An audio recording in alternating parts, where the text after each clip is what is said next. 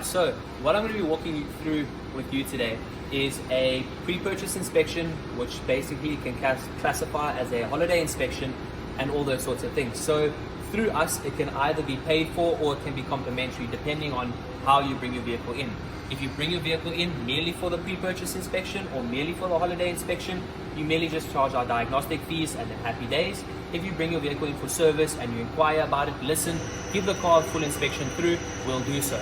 99% of the time, even if you do not request it, we'll still give you a car an inspection through, looking at your brakes, coolant leaks and things like that.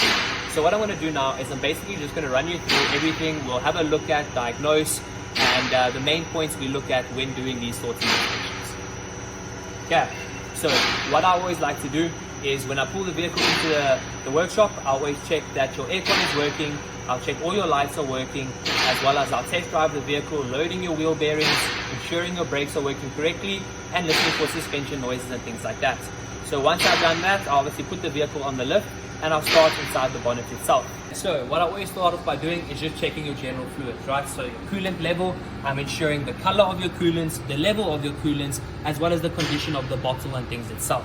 So as you can see, this coolant is at the sufficient level for this particular vehicle, your max being there, your min being there. I'll also open up the bottle, I'll inspect the cap, as well as the condition of the coolant itself, meaning if it has the correct coolant in, as well as whether or not the coolant is dirty.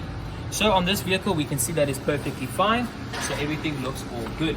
I'll then continue on to look at the brake fluid and the oil itself. Okay, so next what I'm going to do, so I'm just going to pull this little clip away here. I'm going to lift up the cowling and I'm going to open up the brake fluid and I'm going to have a look. And as we can see, that brake fluid looks just like water, which is fantastic news, meaning that this braking system is still in tip-top shape and everything is all good. Put that little clip back there. Happy days. Next, I'm going to look into our oil filler cap. All I'm going to do is look for any residue, any moisture entry, things like that. I'm also going to give it a good old sniff test as well as inside itself. Everything looks good and smells the way in which it should. I'm then going to just open up here and we're just going to have a look at just basically the color of the oil, the smell of the oil, ensure it doesn't smell burnt, doesn't smell like coolant, anything like that. As well as I'm also going to check the oil level. Now you may ask yourself, okay, but why is he going to check the oil level before he's done a service or when no work was performed? Main reason I'm going to be doing that is to ensure that the engine is not eating or consuming any form of oil, obviously resulting in either a turbo or something along those lines. So if we have a look at this one, the oil level is perfectly fine. Let me clean off the dipstick. If you see right in front of my finger, there is where your max would be, and obviously on this vehicle everything seems all good. So then I'll carry on for looking at any form of coolant or oil leaks from above, as well as inspecting the radiator, fan belt, as well as the battery. Now the battery is not necessarily something I will test unless you request to do so, because obviously if the battery is going, we'll be experiencing issues with the vehicle, and if the customer has no issue, then we are perfectly fine. But what I will do is I'll just give a mere visual inspection. I'll ensure the clamps there, make sure the battery is secured correctly, as well as what I'll be doing is just checking that our terminals are tight. Very common thing to actually work loose over time. And then what I'll do as a general courtesy, will charge the customer, is I merely remove the battery terminal, give it a cleaning with a special wire brush, put it back on, tighten it accordingly, and then happy days. So now from here, I lift the vehicle up, I inspect the brakes, tires and suspension that I can from about a chest height, and thereafter we'll go under the vehicle and start performing our checks over there.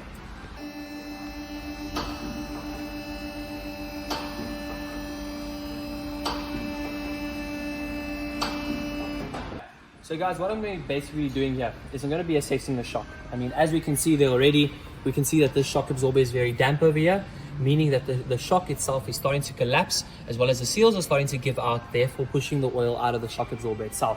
So on this particular vehicle, I will be quoting the shocks and shock top mountings. Obviously, with approval from the customer, we'll perform the work, and if not, hopefully we'll do it next time around.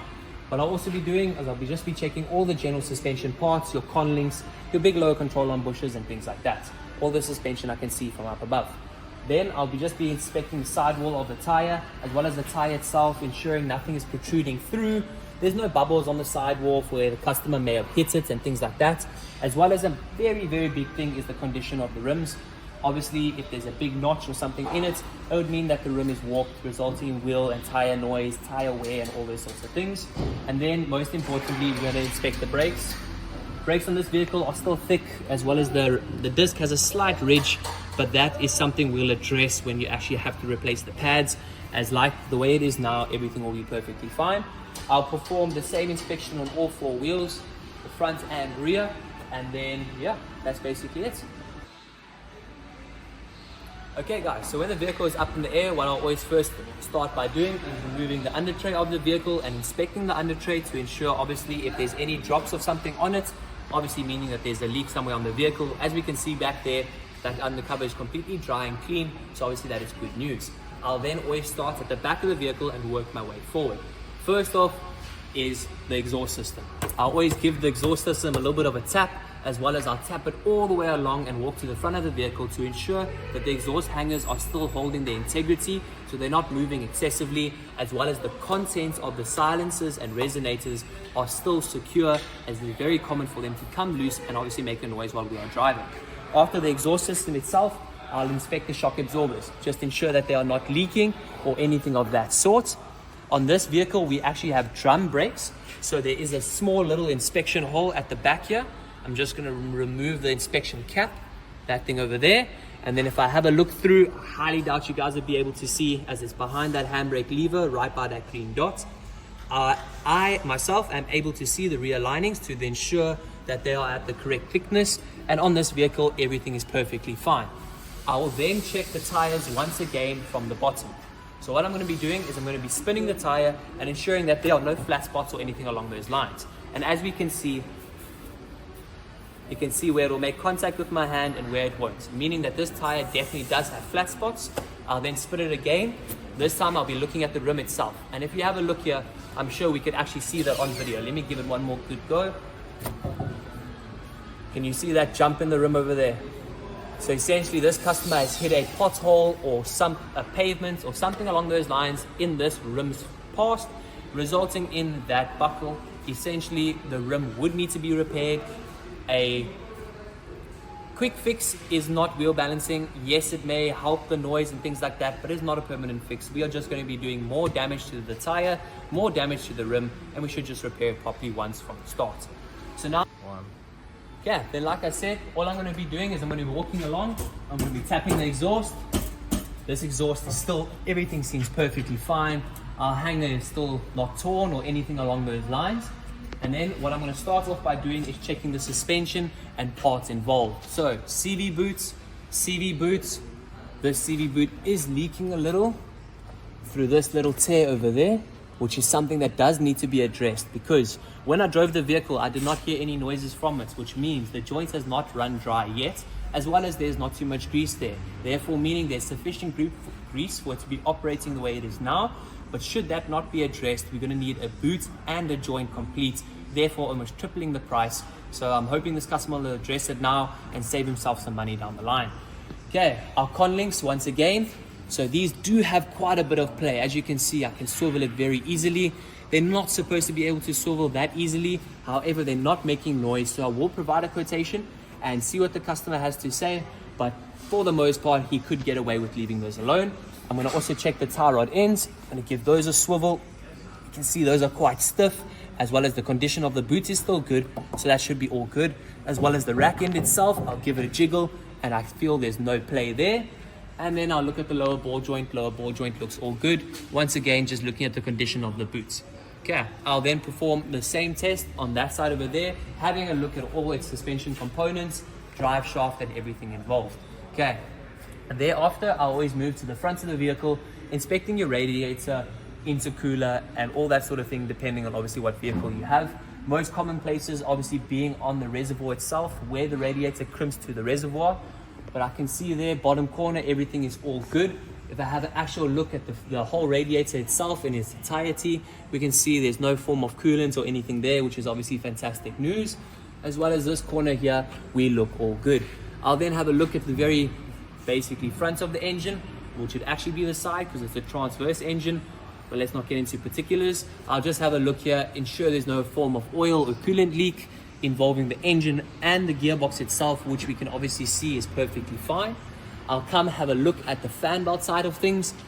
The customer did not complain about any form of noise, as well as when I drove the vehicle, I did not hear any form of noise from this side of the engine. So I'll merely just give it a visual inspection. Should the customer have complained about something, what I would do is remove the belts, spin the pulleys, and ensure that everything is sounding okay and doing its job correctly. I'll then move to the back of the engine, once again performing the same that I did on the front, having a look at your water pump on this vehicle, which actually sits at our top left over there, which looks very shiny, so most likely replaced in future. Very common failure points on these engines. I'll be looking at the turbochargers, oil supply, coolant supply, and drains, ensuring that there's no form of leak and things like that, which we can see everything there looks all good, as well as that the turbo is not blowing any form of exhaust gases and things like that. So, as a general look from underneath this vehicle, not bad at all. Shocks need to be addressed, CV boot needs to be addressed. What we're going to do now is we're going to drop the vehicle down, run diagnostics, and we'll have another quick look. Okay guys, so now once I've dropped the vehicle down, what I'll always do is I'll put the laptop in the vehicle and let it run a auto scan. Auto scan meaning it's going to scan all the control units, pick up any form of fault that is on this vehicle. While it is busy running that, because let's say that'll take 5 to 8 minutes, something around there, I'll always come have a second look in the bonnet to ensure I have not missed anything and that everything still looks in good condition. Obviously, we had a look through here, everything looks perfectly fine. What I'll also do is grab the service book and ensure everything is up to date, meaning your timing belt and all that sort of jazz. Ensuring that the car is exactly where it is supposed to be, whether the timing belt needs to be done, the brake fluid flush is due, all that sort of thing, merely so I can inform the customer, and then obviously if they'd like to perform the work, we can perform it. By the time I'm done having a look at everything there, my auto scan will be done. I'll then save the faults so that I have a record of what the vehicle came in with. I'll work through all the faults if there are any, and then yeah, obviously depending on customers' complaints, if there are complaints, I address those as well. And if the faults are merely minuscule things, which obviously with no concern, merely clear the faults, drive the vehicle and see what returns. Obviously if there is something of concern, I'll first raise it with the customer and say, hold on, listen, this is an issue, may I please dig into it, yes or no, and then we take it from there. End of the day, I'm only here to help the best that I can, and yeah, that's about it. And then that is how we'll do the full pre-purchase inspection and general inspections that we do to our vehicles that come in on a daily basis. And then obviously when we're done with our service or whatever we have performed, we'll always give the engine a little bit of a wash through, make sure everything looks a little bit better than what it came in with. Check all your coolant levels are up to date, your windscreen washer fluid is up, and